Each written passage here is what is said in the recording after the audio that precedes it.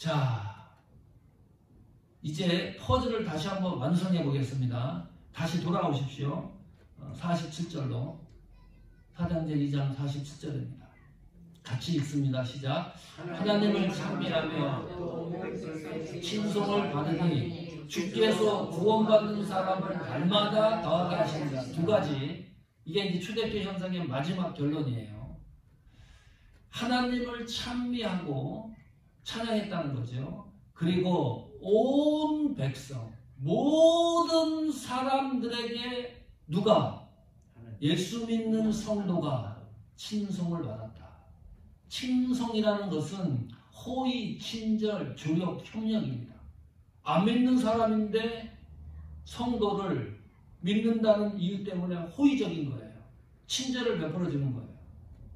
교회를 다니지 않는데 하나님의 일을 한다 그러면 돈으로, 물질로 협력하고 또 조력하는 겁니다. 요즘 시대는 어떤가요?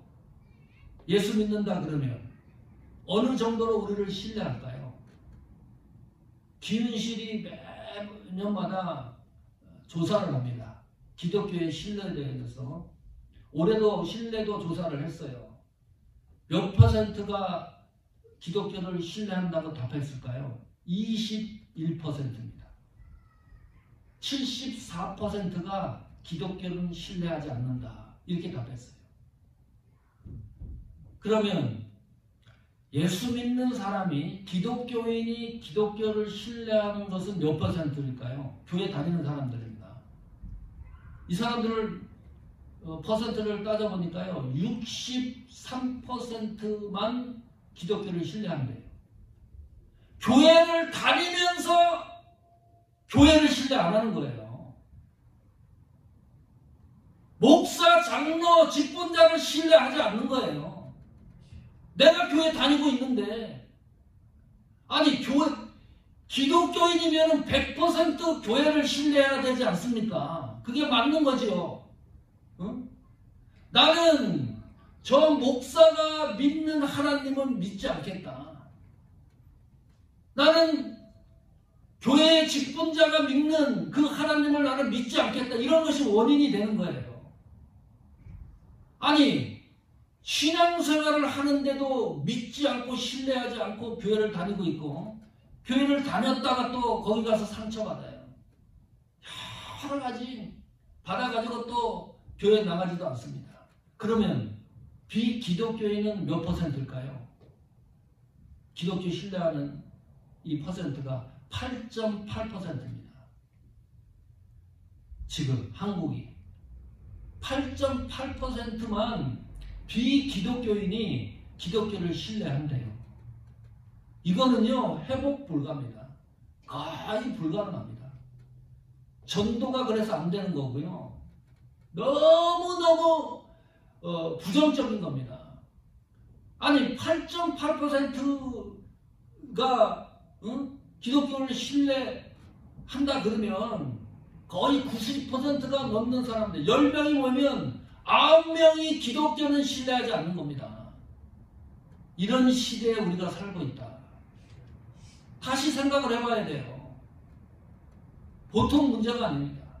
회복 불능 상태에 빠졌다. 그런데 초대교회에서는요, 참 이게 해석이 어떻게 될는지 모르는데, 모든 사람이 믿는 사람들을 존중했습니다. 소중하게 생각했습니다.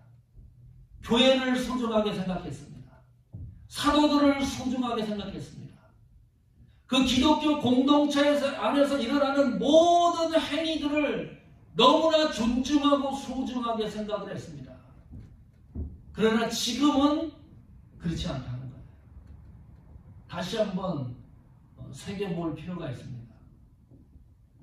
우리 교회는 8.8%에 들어가 있는 교회가 되기를 축원합니다. 우리 신앙이.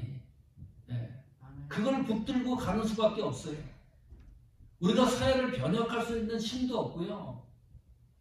두 번째는 주께서 구원받는 사람을 날마다 더하게 하시니라.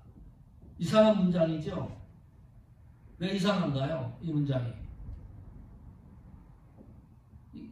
이것이 정당한 문장이라고 생각이 드나요? 지금까지 초대교회 현상을 쭉 살펴봤는데 결론적으로 이렇게 얘기를 하는 거니까 주께서 구원받는 사람을 날마다 더하게 하시니라 그랬습니다. 아무리 봐도 이 문장은 설득력이 약합니다. 이 문장대로 우리가 받아들이면 충분한 해석이 있어야 돼요. 문장의 흐름과도 맞지가 않아요. 이 문장을 그대로 받아들인다 그러면 굉장히 어려움이 있습니다. 왜 그런지 압니까?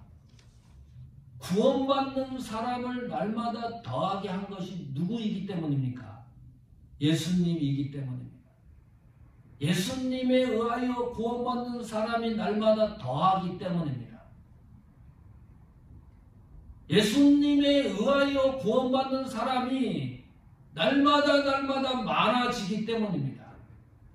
지금까지 초대교회에서 일어났던 모든 현상을 뒤집어 엎는 거예요. 이런 거잖아요. 이 문장대로 하면 사도들의 헌신과 믿는 자의 헌신으로 구원받는 사람이 날마다 더해진 것이 아니다. 그런 의미죠. 제가 틀린 거예요? 맞은 거예요? 맞는 문장이죠.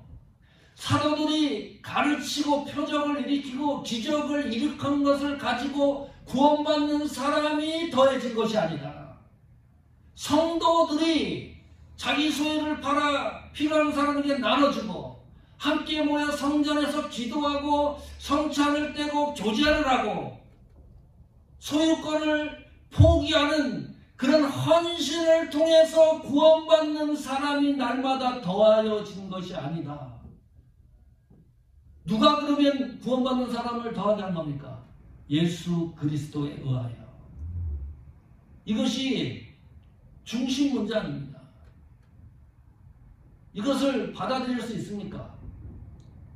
이걸 쉽게 받아들일 수 있습니까? 그러면 내가 교회를 위하여 애쓰고 수고한 게 어떻게 되는 거예요? 응?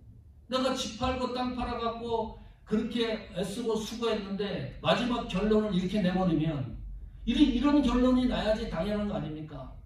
사도들의 헌신과 믿는 자들의 헌신을 통해서 구원받는 사람이 날마다 더하여졌다. 얼마나 매끄럽습니까? 그런 현상들이 또 일어났습니까? 사실적으로. 그런데 이것을 완전히 뒤바뀌어 놓은 문장이기 때문에 여기에서 다시 한번 집중해야 될 이유가 있습니다. 구원 문제는 하나님의 절대 주권 아래서 이루어지는 일입니다. 이것을 누가 더 인정을 하느냐, 그 사람이 개혁주의 신앙 노선을 걷는 사람입니다. 다시 말하면 성령의 충만함을 받지 않으면 주께서 구원받는 사람을 날마다 더하게 한다는 이 말씀이 내 속에서 역사하지 않습니다. 절대로 이 사실을 받아들일 수가 없습니다. 이것은 그 시대의 공동체적인 문제지만 내 개인의 구원을 생각해 보십시오. 내 이 구원이, 내가 구원받은 이 사실이 하나님에 의하여 절대적으로 주관되고 주도했다는 사실이 인정이 되느냐? 우리 구원이 그렇다는 것을 얘기하는 거 아닙니까? 내가 받은 이 구원은 하나님의 절대적인 주권에 의하여 주도적으로 이루어진 것이다. 예수님의 주도적인 역사로 내가 구원을 얻은 것이다. 성령의 주도적인 역할로 내가 구원에 이른 것이지, 땅 팔고 집 팔고 헌신하고 봉사하고 어떤 유형의 일로 구원을 쟁취하고 얻어진 것이 아니다. 그거 설명하는 거예요. 내가 받은 구원에 대해서. 이것이 구원에 대한 가치입니다. 놀라운 가치입니다. 그럴 것 같은데 사도들의 헌신과 믿는 자들의 헌신을 통해서 구원이 만들어진 것 같은데 성경은 절대로 놓치지 않습니다. 그 구원은 주께서 나의 구원을 성취해 나간다는 처음부터 끝까지 이 사실입니다. 성도 여러분, 초대교회로 돌아가자 이런 외침은 구원의 감격으로 돌아가자, 이 표어가 어울리는 표어입니다. 초대교회 같은 일이 지금 현재 살고 있는 지구상의 모든 교회가 그런 일이 일어날 가능성은 거의 없습니다. 초대교회로 돌아가자고 하는 표현은 구원의 감격으로 다시 돌아가자, 그거 설명하고 있는 거예요.